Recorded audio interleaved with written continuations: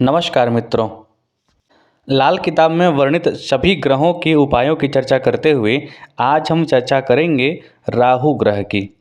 अभी तक हमने सूर्य से लेकर शनि तक की चर्चा कर दी है। आप वो वीडियो जाकर प्लेलिस्ट में देख सकते हैं। आज हम राहु की चर्चा करेंगे। जैसा कि आप जानते हैं, राहु जो है वो दैत्यराज विप्रचित्ति और सिंहिका का पुत्र राहु। राहु का जैसा आप मंत्र जानते हैं, अर्धकायम महावीर्यम चंद्रादित्यम वर्धनम सिंहिका गर्भ संभूतम तम राहु प्रणमाम्यहम्। अर्थात सिंहिका के गर्भ से उत्पन्न राहु को प्रणाम करते हैं। अर्धकायम मतलब कि इनका शीश काट दिया गया था, तो इनका अर्धकाय हो गया, मतलब जो शरीर है वो आधा हो गया। राहु को कलयुग में, इस युग में प्रत्यक्ष प्रभाव देने वाला माना गया है। इसकी जो शक्ति होती है वो असीम शक्ति मानी गई है।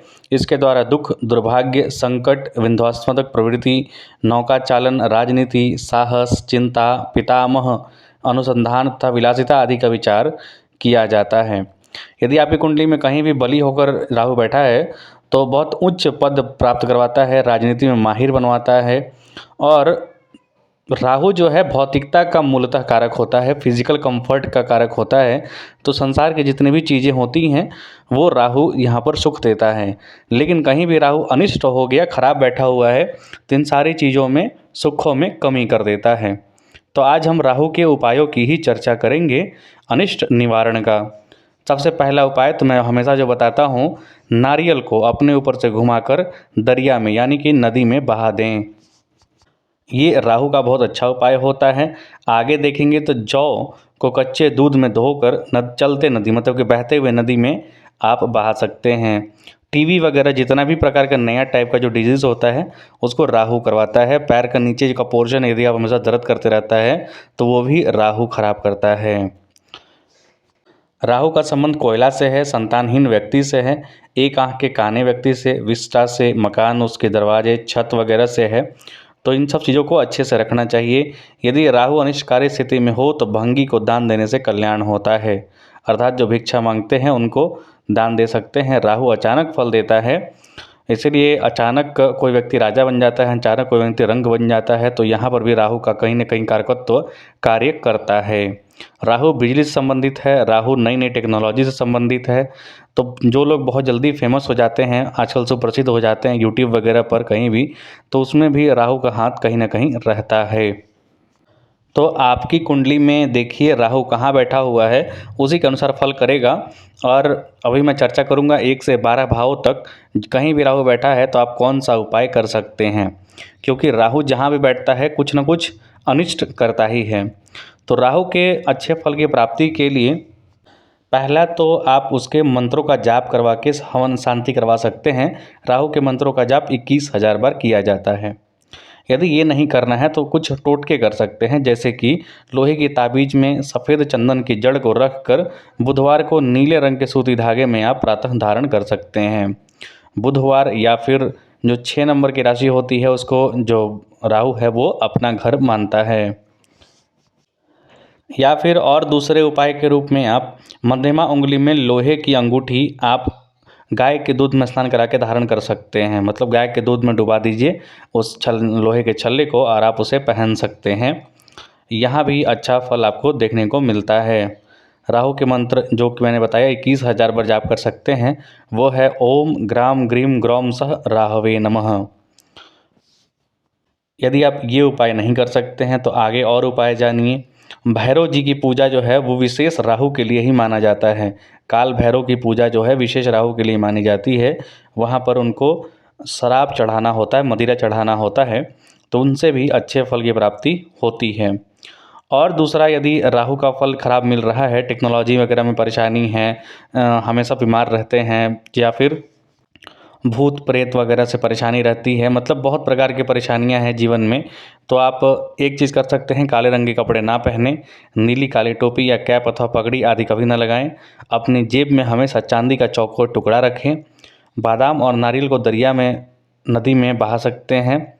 सिक्का जिसको लेड कहा जाता है, जौ, सरसों आदि को भी नदी में प्रवाहित कर सकते हैं, क्योंकि शनि जो है वो मेन कैप्टन है और उन्हीं के जो दूत माने जाते हैं राहु और केतु। तो यहाँ पर शनि के उपाय करने से भी राहु शांत होता है। जैसे खोंटा सिक्का आप नदी में डाल सकते हैं, सरसों नीलम रत्न किसी सफाई कर्मचारी को दे सकते हैं। सफाई कर्मचारी कहने का मतलब कि शनिदेव जो हैं वो निम्न कर्मचारियों से, मतलब छोटे स्तर के लोगों को बताते हैं जो आपके अधीनस्थ कार्य करते हैं, तो उनके साथ अच्छा व्यवहार करना भी राहु को अच्छा कर देता है। साथ ही साथ गौमूत्र से यहाँ दांत साफ करने की बात बताई गई है। जो गोमेद जो होता है राहु का, जो जिसे पत्थर माना जाता है गोमेद, तो गोमेद का जो ओरिजिनल रंग होता है ना, वो गौमूत्र के कलर का ही होता है, इसीलिए यहाँ पर गौमूत्र से साफ करने की बात बताई गई है। अब हम पहले घर से लेकर 12वें घर की चर्चा करेंगे। यदि राहु आपके पहले घर में बैठा है तो व्यक्ति तेजस्वी होता है, व्यक्ति सारे कार्य करने में समर्थ होता है। लेकिन यदि खराब फल मिल रहा है तो गुड़, गेहूँ, तांबे का दान मददगार होगा। इन दोनों में से एक या दोनों तांबे के पात्रों में भरकर रविवार के दिन नदी में बहा दें। काले या नीले रंग के कपड़े बिल्कुल ना पहनें। गले में चांदी धारण करें। नारियल बहते पानी में डालें। चंद्रमा का उपाय कर सकते हैं। मंदे राहु के वक्त सिरहाने सौंफ रखें। सूर्य और राहु की चीज़ें दान करें या पानी में बहाएं। 1 हिस्सा जौ और 4 हिस्सा दूध मिलाकर आप नदी में बहा सकते हैं। ये भी राहु के उपाय होते हैं।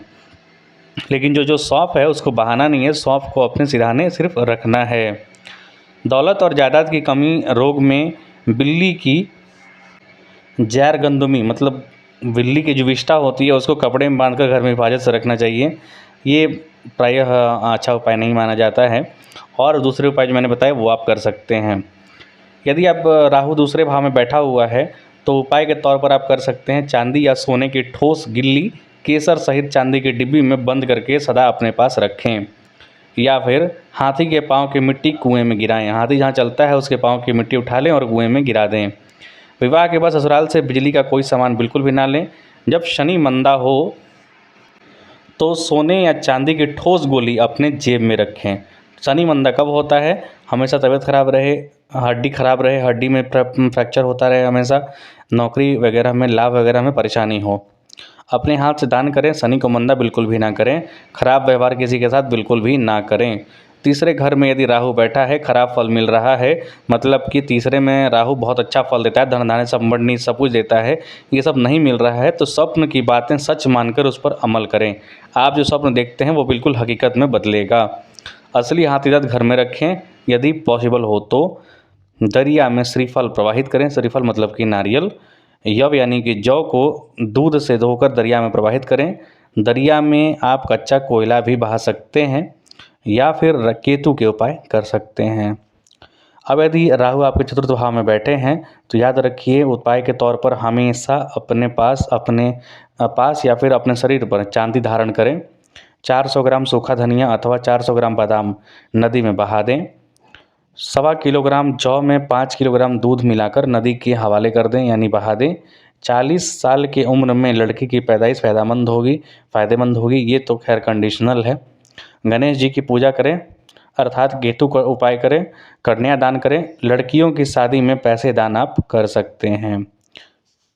और ये सारे उपाय आपको नहीं करने होते हैं, ये इतने सारे ऑप्शंस होते हैं, इसमें से आप जो आपको ईजी पड़े वो आप उपाय कर सकते हैं। यदि 5वें घर में राहु बैठा है तो संतान संबंधी परेशानी देता है, जीवा सट्टा वगैरह में परेशानी देता है। तो यहाँ पर औलाद की खुशहाली के लिए घर की दहलीज के नीचे चांदी का पतरा दबाएं। दूसरा, बृहस्पति के साथ होने पर राहु पिता या संतान को कष्ट पहुँचाता है, इसलिए चांदी का हाथ ही हमेशा अपने घर में रखें। ये भी कंडीशनल है, यदि राहु के साथ बृहस्पति हो तब ये करना है। शराब, मांस और पराई औरत के साथ दिल बहलाने की कोशिश बिल्कुल भी ना करें। औरत के सिरहाने 5 मूली रखकर उसे आप सुबह दान कर दें। अपनी पत्नी से दोबारा फेरे लेने से राहु का बुरा असर जो है वो खत्म हो जाता है। दो विवाह का जो योग है वो खत्म हो जाता है। छठे घर का उपाय इस प्रकार है। काला और भूरा कुत्ता पालना मददगार साबित होता है। शीशे की काली गोली या सिक्के की गोली हमेशा अपने पास रखें। किसी भी काम से जाते वक्त छींके आईं तो बुरा असर करेंगी, याद रखिए, तो थोड़ा रुक जाइए। बड़े भाई या बहन से झगड़ा बिल्कुल भी ना करें। सरस्वती देवी की प्रतिमा के आगे 6 दिन तक निरंतर नीले फूल रखें। हमेशा बड़े भाई के साथ रहने की कोशिश करें, क्योंकि छठे में जाने पर बड़े भाई से नहीं बनती है, याद रखिए। अब यदि राहु आपके सप्तम भाव में बैठ गए हैं तो इसके उपाय के तौर पर आप कर सकते हैं 21वें साल में 21वें साल से पहले शादी बिल्कुल भी ना करें। कुत्ता पालने से परहेज करें। बिजली के सामान का कारोबार बिल्कुल भी ना करें। सट्टे और जुए जैसी आदतों से बचें।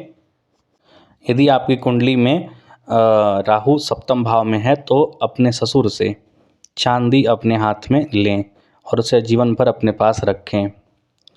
और यदि स्त्री का तबीयत खराब रहता हो, स्वास्थ्य खराब रहता हो, तो चांदी की ईंटें अपने घर में रखना अच्छा फल देता है। 400 ग्राम नारियल या फिर बादाम शनिवार के दिन आप दरिया में बहा सकते हैं। एक पीपी में गंगा जल भरकर टाँका लगाकर घर में रखें, हमेशा रखें। पीपी में गंगा जल भरते वक्त चांदी का एक टुकड़ा भी उसमें डाल दें। यदि आपकी विवाह 21 वर्ष से पहले हो गई है तो भी आप ये उपाय कर सकते हैं। तो राहु के जो उपाय हैं वो बड़े ही साधारण उपाय होते हैं। प्रायः गंगा जल या फिर बादाम या फिर नारियल ये वगैरह के उपाय से ही राहु को शांत किया जा सकता है, या फिर मंत्रों का जाप करके आप उपाय कर सकते हैं। राहु जहाँ बैठा है वहाँ पर खराब फल दे रहा है तो आप गोमेद भी धारण कर सकते हैं। यदि राहु आपके अष्टम भाव में बैठा है तो व्यर्थ के झगड़ों में धन का खर्च बिल्कुल भी ना करें, बचने का कोशिश करें इससे। बेईमानी या गलत तरीके से दौलत बिल्कुल भी ना कमाएं। चांदी का चौकोर टुकड़ा अपनी जेब में रखने से राहु के मंदे असर को दूर किया जा सकता है।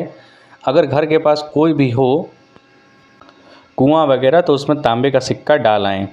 43 दिन तक खोटे सिक्के मंदिर में चढ़ाएं। राहु के मंदे असर से बचने के लिए बेईमानी के काम से परहेज करें, अन्यथा बेईमानी के काम बेईमानी में ही निकल जाएगा। सिरहानी सौंफ और देसी खांड रखकर सोएं। 8वें महीने से लेकर अगले जन्मदिन तक 4 महीने लगातार नदी में या फिर दरिया में आप बादाम बहा सकते हैं। ये भी उपाय होता है 8वें घर में राहु यदि खराब फल दे रहा है, क्योंकि 8वें घर में राहु जो है हमेशा चोट चपेट एक्सीडेंट वगैरह का योग बनाता है। सिक्का या फिर लेड जो है 8 बुधवार नदी में आप डाल सकते हैं, बहा सकते हैं। ये भी अच्छा फल देता है, क्योंकि 8वें में राहु चोट चपेट एक्सीडेंट फिनिक्स वाला माहौल बना देता है। अब यदि राहु आपके नवम भाव में है तो धर्म कर्म से कभी भी हीन ना हो, भाई बहनों से बना कर रखें। शनि से संबंधित कारोबार करने से आपको लाभ होगा। औलाद की हिफाजत के लिए घर में कुत्ता पालें। यदि कुत्ता मर जाए तो दूसरा कुत्ता लाकर पालें, लेकिन घर में कुत्ता रखना अच्छा होता है। परिवार में कभी भी आप मुखिया ना बने, यानी जिसे कुंडली में 9वें भाव में राहु विराजमान है वो मुखिया बनने का कोशिश ना भी करे तो वही बेहतर है। और यदि आप दूसरे उपाय के देखें तो बिजली के सामान का कारोबार ना करें। ससुराल से अच्छे रिश्ते कायम करें। सिर पर चोटी रखें और शरीर पर किसी न किसी रूप में सोना धारण करें, अर्थात बृहस्पति का उपाय करें। 10वें घर का उपाय, यदि राहु आपके 10वें घर में विराजमान है तो राजनीति में, कैरियर क्षेत्र में, घुटना में ये सब परेशानी हो रहा है तो इसके उपाय के तौर पर किसी भी खर्चे में कंजूसी बिल्कुल भी ना करें, क्योंकि वो पैसा आपको बचने वाला नहीं है, कहीं ना कहीं निकल जाएगा।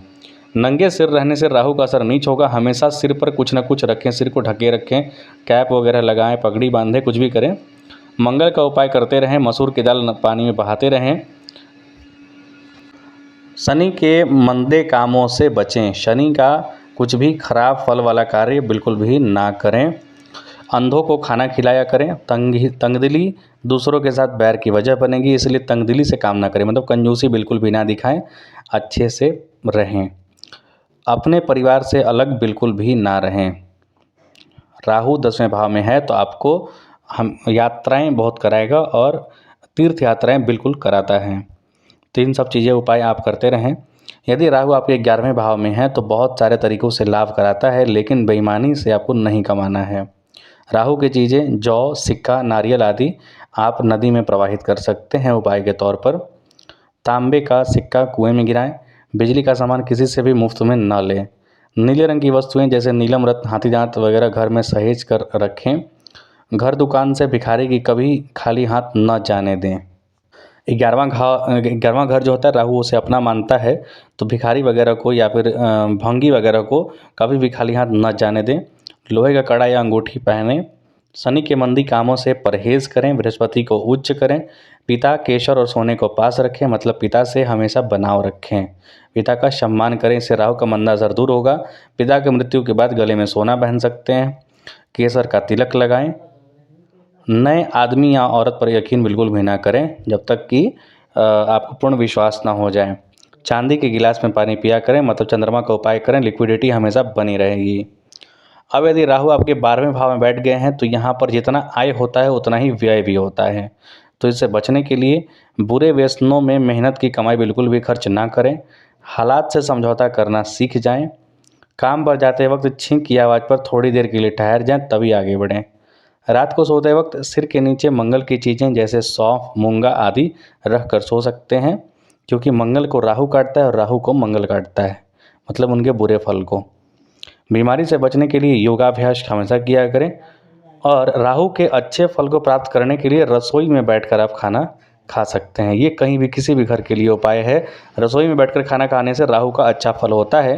अपनी आमदनी का कुछ हिस्सा बहन या बेटी को हमेशा देते रहें। बिल्ली के रास्ता काटने पर यात्रा पर न जाएं, कुछ देर ठहरने के बाद जाएं। किसी भी काम से शनि को मंदा न करें। तो ये सारे उपाय जो थे राहु के पहले घर से लेकर 12वें घर के उपाय तक मैंने बताए। आप इसमें से जो आसान लगे, जो आपके लिए सहूलियत हो, वो उपाय आप चर्चा कर सकते हैं। इसके बाद हम केतु की वीडियो लाएंगे और उसके बाद सभी ग्रहों के फल की चर्चा हम करेंगे। कृपया चैनल को लाइक से सब्सक्राइब जरूर करें। अपना आशीर्वाद इसी प्रकार बनाए रखें। जय हिंद।